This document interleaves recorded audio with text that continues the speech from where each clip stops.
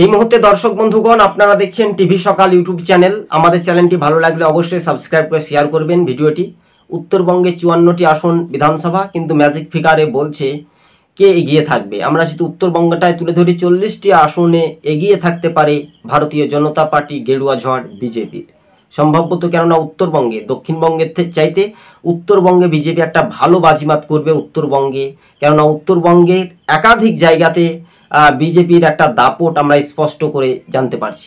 যেমন দার্জিলিংয়ে 4টি বিধায়ক, 4টি বিধানসভায় সেখানে তাদের দাপট হতে পারে স্পষ্টভাবে।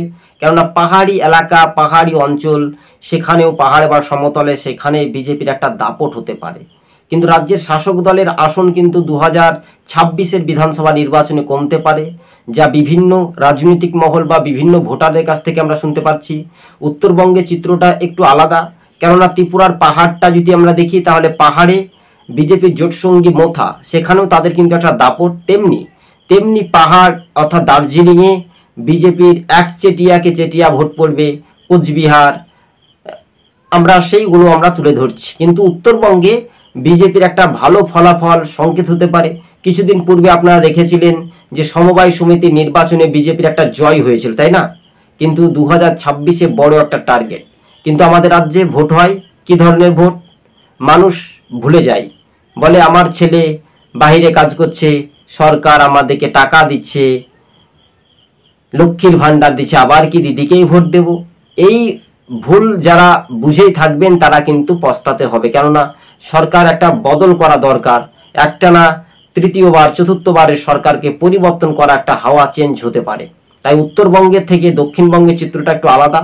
উত্তরবঙ্গে একেবারে তৃণমূলকে পেছনে ফেলে জোর একেবারে টেক্কা দিচ্ছে ভারতীয় জনতা পার্টি, বিজেপি।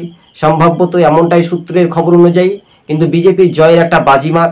উত্তরবঙ্গের একাধিক নেতা অর্থাৎ সেখানে বিজেপিকে চাইছে। অর্থাৎ যদি আমরা দেখি আসানসোলের দিকে তাকাই, তাহলে দেখবেন টাউন শহর বা পৌরসভা এলাকাতে বিজেপির একটা জয়ের একটা বাজিমাত হতে পারে। বিজেপির একটা আস্তে আস্তে দ্রুত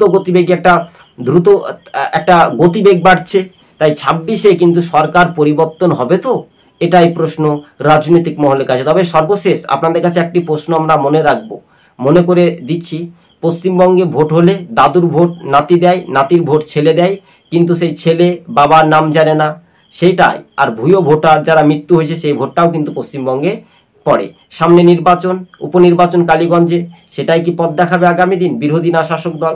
বিজেপির একমাত্র হিন্দু প্রার্থী কালীগঞ্জে আশিস ঘোষ, তিনি সর্বপ্রথম ভালোই ফলাফল করতে পারেন, কিন্তু ভোটারদের উপর নির্ভরশীল। উত্তরবঙ্গে বিজেপি ভালো ফ্যাক্টর হতে পারে, 40টি আসনে জিততে পারে বিধানসভায় 26-এ। ধন্যবাদ দর্শক।